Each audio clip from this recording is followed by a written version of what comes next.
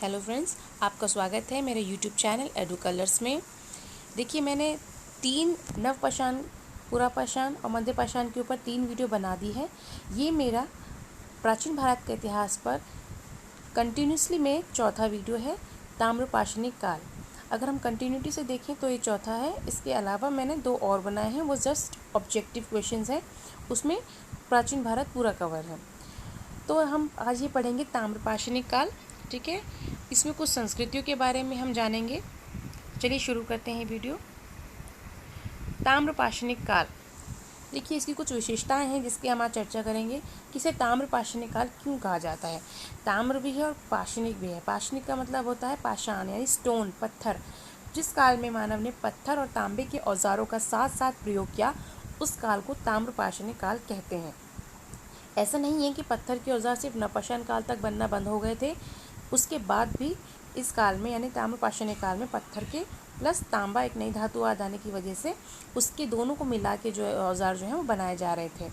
ये काल जो है वो तकरीबन 5000 BC में शुरुआत हुई थी इसकी। 5000 BC का मतलब होता है बिफोर क्राइस्ट, यानी कि जिस समय जीसस क्राइस्ट का, ईसा मसीह का बर्थ हुआ था, उससे पहले का जो समय है उसे BC यानी बिफोर क्राइस्ट बोला जाता है। और उसके बाद का जो इतिहास में समय है उसके साथ एनो डोमिनी लगता है। ठीक है, इससे आपको कन्फ्यूजन नहीं होगी कि कौन सा टाइम पीरियड कब आता है। यहाँ पर आप एक मृदभान देख रहे हैं। मृदभान क्या होते हैं, जैसे कि मान लीजिए आप इसमें कोई लिक्विड चीज़ या अनाज या कोई कीमती चीज़ रखना चाहते हैं तो वो रख सकते हैं। इसके ऊपर विभिन्न तरह की कारीगरी की जाती थी, ड्राइंग की जाती थी। इसे चित्रित मृदभान कहा जाता है। तो इसका सर्वप्रथम यूज़ जो है वो इसी काल में किया गया था। देखिए, यहाँ पर कुछ संस्कृतियाँ हैं जो इस ताम्रपाषाणिक काल से जुड़ी हुई हैं, जैसे कायथा की संस्कृति, आहार की संस्कृति, मालवा की संस्कृति और जोरवे की संस्कृति। ये 4 संस्कृतियाँ हैं जिसके बारे में आप इस वीडियो में जानेंगे। ठीक है, उससे पहले हम क्या देखते हैं, उससे पहले हम देखते हैं कि यहाँ पर हम जो कुछ संस्कृतियाँ हैं ये एक्चुअली पनपी कहाँ पर, भारत के किस स्थानों पर इनका विस्तृत फैलाव हुआ था, तो इसके बारे में हम देख लेते हैं। देखिए, मैप में मैंने ये ड्रॉ किया है। यहाँ पर ये वाला हिस्सा दक्षिण पूर्वी राजस्थान, पश्चिमी मध्य प्रदेश, नीचे आते हैं पश्चिमी महाराष्ट्र और साउथ ईस्ट इंडिया, नीचे का हिस्सा। ठीक है, तो ये इसके कुछ फैले हुए क्षेत्र हैं। ये संस्कृति जो है वो कुछ इन क्षेत्रों तक फैली हुई थी। ठीक है, आगे आते हैं। हम अब पहले शुरू करते हैं कायथा की संस्कृति। कायथा की संस्कृति में क्या बात कही गई है। कायथा मध्य प्रदेश के उज्जैन जिले में स्थित है। ठीक, जो उज्जैन है मध्य प्रदेश में, वहाँ पर ये संस्कृति सबसे पहले आई। इस संस्कृति को 1964 में विष्णु श्रीधर वाकड़कर ने की थी। कायथा की पहचान ज्योतिषाचार्य वराहमिहिर की जन्मस्थली कपित्थक से की जाती है। वराहमिहिर कौन थे, जो गुप्त पीरियड में हमने देखा जो ज्योतिषाचार्य थे, उनकी जो जन्मस्थली थी कपित्थक, वहाँ से कायथा की पहचान जो है की जाती कि वही जो है वो कायथा है, वो जगह है।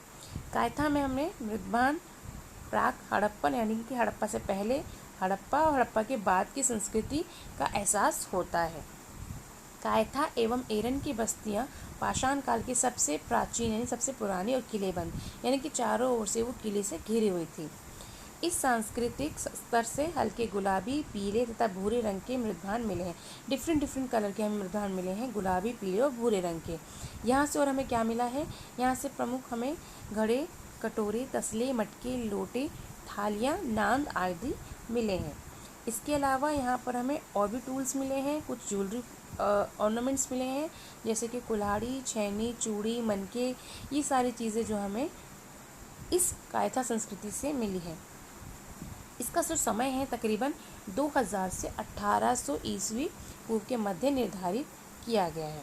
ठीक है, ये तो हो गया कायथा संस्कृति। अब हम आते हैं आहार संस्कृति के ऊपर।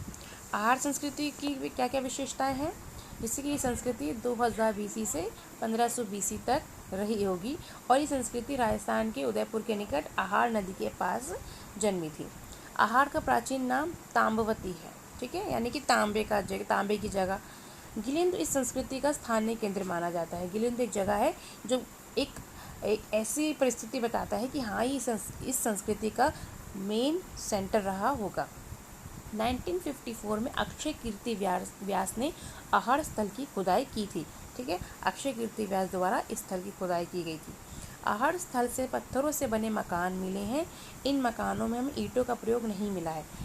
पत्थरों से बने हैं, ईंटों से नहीं बने हैं। ठीक है, यहाँ से तांबे की बड़ी मात्रा में हमें उपकरण मिले हैं। तांबे की बहुत सारी चीज़ें हमें यहाँ से मिली हो, क्योंकि यहाँ पे इसको तांबे का शहर ही बोला जाता था बेसिकली। आहड़ से कपड़ों पर छपाई के हमें ठप्पे प्राप्त हुए हैं। तो इतनी चीज़ें हमें आहड़ संस्कृति से पता चलती हैं। नेक्स्ट संस्कृति है मालवा संस्कृति। ठीक है, मालवा संस्कृति जो है इसकी विशेषता देख लेते हैं। ये संस्कृति भी मध्य प्रदेश में ही पनपी। मालवा के ताम्र पाषाणिक संस्कृति की जानकारी हमें नवदटोली महेश्वर के उत्खननों से सर्वप्रथम प्राप्त होती है। मालवा संस्कृति अपने मृदभांडों की अच्छी क्वालिटी और उच्च कोटि के डिज़ाइन की वजह से जानी जाती है। आगे मालवा संस्कृति का प्रसार जो है वो महाराष्ट्र क्षेत्र में भी फैला। मालवा संस्कृति की तुलना मध्य एशिया की फरगना घाटी की चुस्त संस्कृति से भी की जाती है। यानी कि जो इंडिया की संस्कृति थी मालवा, उसकी तुलना कहीं ना कहीं कंपैरिजन फरगना कहाँ है? ये अगर आप मध्यकालीन इतिहास से पढ़ेंगे तो बाबर का जो बर्थ प्लेस था वो फरगना ही था, समरकंद के पास। तो यहाँ पर फरगना घाटी की एक चुस्त संस्कृति थी, उससे इसका कंपैरिजन किया जाता है। अब हम आते हैं जोरवे संस्कृति के ऊपर। ये संस्कृति ज़्यादा इम्पॉर्टेंट है क्योंकि ये इसका एरिया जो है वो ज़्यादा विस्तृत था। जैसे कि वैसे तो हम देखते हैं कि जोरवे संस्कृति एक ग्रामीण संस्कृति थी, लेकिन दायमाबाद और इनाम गाँव जो यहाँ के स्थल हैं वो कहीं ना कहीं हमें शहरीकृत लगते हैं, नगरीकृत लगते हैं। ठीक है, आइए पढ़ते हैं। सबसे विस्तृत उत्खनन पश्चिमी महाराष्ट्र में हुए। सबसे बड़े स्तर पर फैले हुए अहमदनगर के जोरवे, नेवासा, दैमाबाद, पुणे में चंदोली, सोनगांव और इनामगांव इसके प्रमुख स्थल हैं। ठीक है, इसका जो एरिया है वो 1400 ईस्वी पूर्व से 700 ईस्वी पूर्व तक रहा। मतलब इसका टाइम पीरियड काफ़ी बाद तक रहा। जोरवे संस्कृति से हमें टोटीदार तांबे के बर्तन मिले हैं। इस स्थल से तांबे की बनी मनुष्य द्वारा चालित रथ, हाथी, गैंडा, भैंसा जैसी 4 हमें कलाकृतियाँ भी मिली हैं। इन जानवरों के हमें कुछ तांबे से बनी हुई चीज़ें मिली हैं। इस संस्कृति का सबसे बड़ा स्थल दायमाबाद है।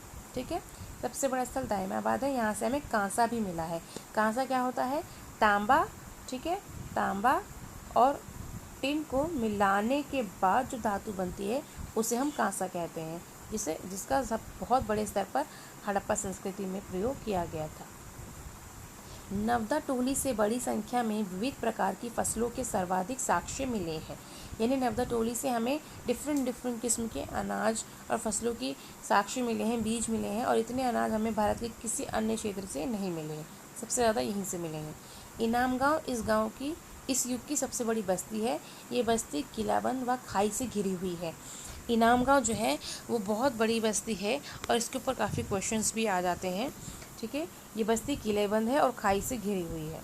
इनामगांव में हमें कुंभकार, धातुकार, हाथी दांत के शिल्पी, चूना बनाने वाले, खिलौने, मिट्टी के मूर्ति, टेराकोटा बनाने वाले कारीगरों के साक्ष्य मिले हैं। इस काल के लोग मातृ देवी की पूजा करते थे और वृषभ धार्मिक संप्रदाय इसका प्रतीक था। ठीक है, तो ये जितनी बातें मैंने आपको बताई ये जोरवे संस्कृति से थी।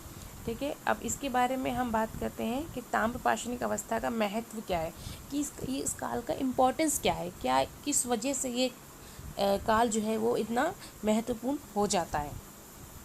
तो इस काल में की जो संस्कृति थी मुख्यतः ग्रामीण संस्कृति थी, लेकिन अभी जैसे मैंने आपको बताया जोरवे संस्कृति में इनामगांव और दायमाबाद में हमें शहरीकृत अवस्थाएं मिलती हैं। इस काल में मनुष्य गेहूं, धान व दाल की कृषि करने में माहिर हो गया था। ताम्रपाषाण के लोग वस्त्र निर्माण के भी जानकार थे।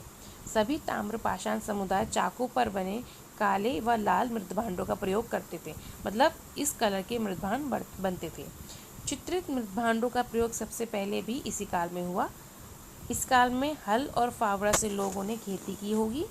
सबसे बड़ी ताम्र निधि मतलब खजाना मध्य प्रदेश के गुंगेरिया से हमें प्राप्त हुआ है। यानी कि हमें यहाँ से तांबा, बहुत बड़ी मात्रा में तांबा जो है वो मिला है। हमें यहाँ पर 424 तांबे के उपकरण और 102 चांदी के पत्थर मिले हैं। ठीक है, तो हमें बहुत ज़्यादा मेटल्स जो हैं वो चांदी के और तांबे के हमें मध्य प्रदेश के गुंगेरिया से प्राप्त हुए हैं। 1200 ईस्वी पूर्व के लगभग ताम्र पाषाणिक संस्कृति विलुप्त हो गई। मतलब ऐसे बोलते हैं कि ये जो संस्कृति है 1200 ईस्वी पूर्व के आसपास लगभग ख़त्म हो गई थी, लेकिन जोरवे संस्कृति के हमें प्रसार जो है वो 700 बीसी तक मिलते हैं। ताम्र पाषाणिक बस्तियों के लुप्त होने का मुख्य कारण बोला गया है कि यहाँ वर्षा जो थी वो काफ़ी कम हो गई थी, या बहुत वर्षा की वजह से यहाँ पर ये जो अवस्थाएँ यहाँ पे सारी लुप्त हो चुकी थी। तो ये जो मेरा वीडियो है ये मैंने बनाया है, और इसमें मैंने ताम्र पाषाणिक काल की जो मुख्य अवस्थाएं हैं, जो उनकी संस्कृति हैं, उसको डिस्कस किया है। आशा करूँगी आपको ये वीडियो अच्छा लगेगा। अगर आपको मेरा वीडियो अच्छा लगता है तो प्लीज़ इसे लाइक, शेयर एंड सब्सक्राइब ज़रूर कीजिए। Thank you.